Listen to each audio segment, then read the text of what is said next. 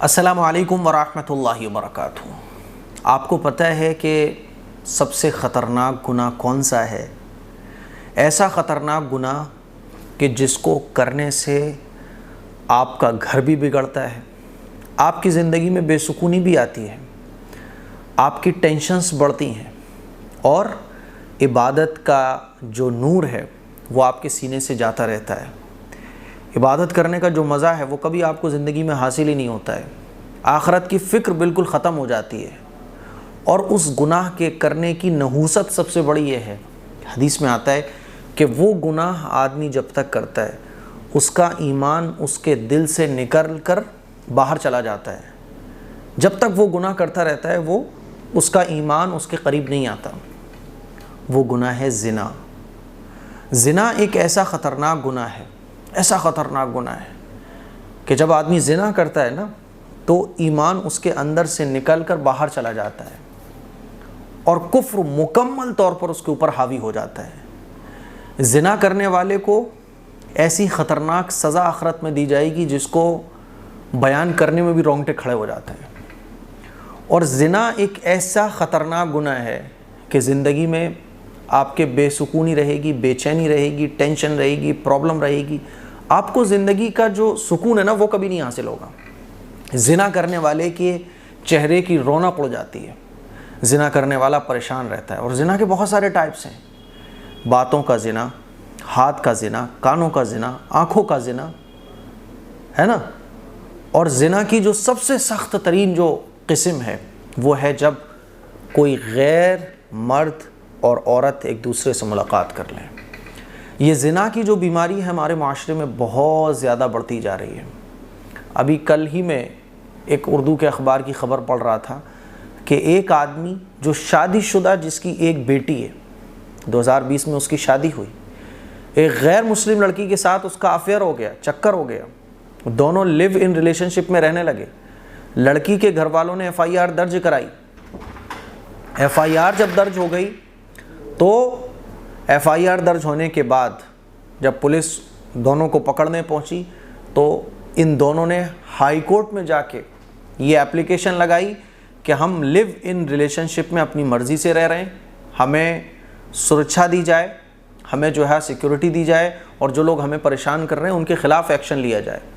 High court کو یہ کہنا پڑا کہ یہ جو شاداب نام کا آدمی ہے یہ مسلمان ہے اور شادی شدہ ہے، شادی شدہ ان مرد کو اس کا مذہب اسلام لیو ان ریلیشن شپ میں رہنے کی اجازت نہیں دیتا، اسی لیے ہم تمہیں لیو ان ریلیشن شپ میں رہنے کی بالکل اجازت نہیں دے سکتے۔ اور پھر اس لڑکی کو اس کے گھر والوں کو سپرد کیا گیا۔ آج یہ کنڈیشن ہمارے گھروں کی ہو چکی ہے۔ میں اگر یہ کہوں کہ 95 اور تقریباً 90% جو مسلمان مرد ہیں نا وہ شادی کے بعد بھی زنا میں مبتلا ہیں، آنکھوں کے زنا میں، ہاتھوں کے زنا میں۔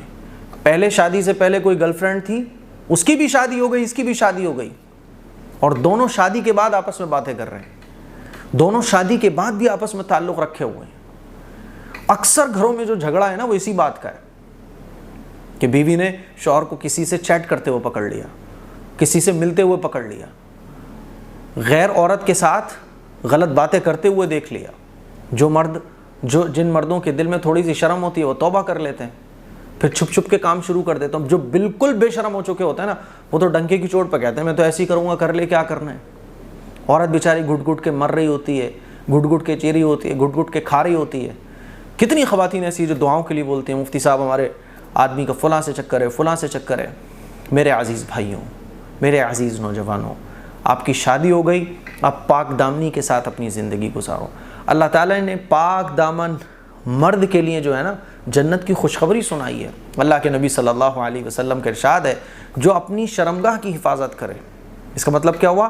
جو غلط چیزوں میں، زنا کے جتنے بھی ذریعے ہیں، زنا تک پہنچنے کی جتنی بھی چیزیں ہیں، ان سب سے اپنے آپ کو محفوظ رکھے تو میں اس کو جنت کی خوشخبری سناتا ہوں۔ آپ کی آخرت میں بھی کامیابی، آخرت میں بھی جنت پکی ہے۔ اور خدا کی قسم اگر تم غیر عورتوں کی طرف دیکھنا چھوڑ دو، غیر عورتوں سے ناجائز تعلق رکھنا چھوڑ دو، جو آج گھروں کے مسئلے ہیں نا، پرابلم، ٹینشن، یہ ساری کی ساری ختم ہو جائیں گی، آپ کا گھر جنت بن جائے گا۔ لوگ دیکھیں گے آپ کے گھر کو تو ان کو جنت جیسا سکون ملے گا، اور بچوں پر اس کا سب سے برا اثر پڑتا ہے۔ اسی لیے میں اپنے تمام بھائیوں سے کہنا چاہتا ہوں، خدا کے لیے دنیا بھی برباد ہو رہی ہے، شادی کے بعد کی جو ایک خوشگوار زندگی ہونا چاہیے وہ بھی آپ کو نصیب نہیں ہو پا رہی۔ کیوں؟ جب آپ غیر عورتوں سے تعلق رکھو گے گھر میں سکون ہو ہی نہیں سکتا ہے۔ آپ سوچ رہے ہو تو کسی کو پتہ نہیں چلے گا، یہ چکر شیطان چلواتا ہے، اور ان چکروں کو مضبوط شیطان کرنے کی پوری کوشش کرتا ہے، اور پھر شیطان نہ تمہیں ادھر کا چھوڑتا ہے نہ ادھر کو چھوڑتا ہے۔ کتنے ایسے کیسز ہیں جس میں پریمکا نے پریمی کو جو ہے نا مار دیا، کیوں؟ کیونکہ وہ اپنی بیوی کو چھوڑنے کو تیار نہیں تھا۔ گھروں میں کتنے جھگڑے ایسے ہیں کہ صرف غیر عورت کی وجہ سے گھروں میں جھگڑا چل رہا ہے، غیر عورت کی وجہ سے میاں بیوی میں لڑائیاں چل رہی ہیں، لیکن غیر عورت کو چھوڑنے کو تم تیار نہیں، کیونکہ شیطان یہ چاہتا ہے کہ تمہاری آخرت بھی برباد ہو، دنیا بھی برباد ہو۔ تمہیں اچھا لگ رہا ہے بھائی، وہاں سے بہت سکون مل رہا ہے، بہت پیس مل رہا ہے، وہاں سے بہت مزہ آ رہا ہے، یہ مزہ وقتی ہے۔ شیطان تمہیں کہیں کا نہیں چھوڑے گا، دنیا میں بھی رسوا کرے گا اور آخرت کی رسوائی تو پکی ہے۔ اسی لیے میرے عزیز بھائیوں، زنا سے بچنے کی کوشش کرو۔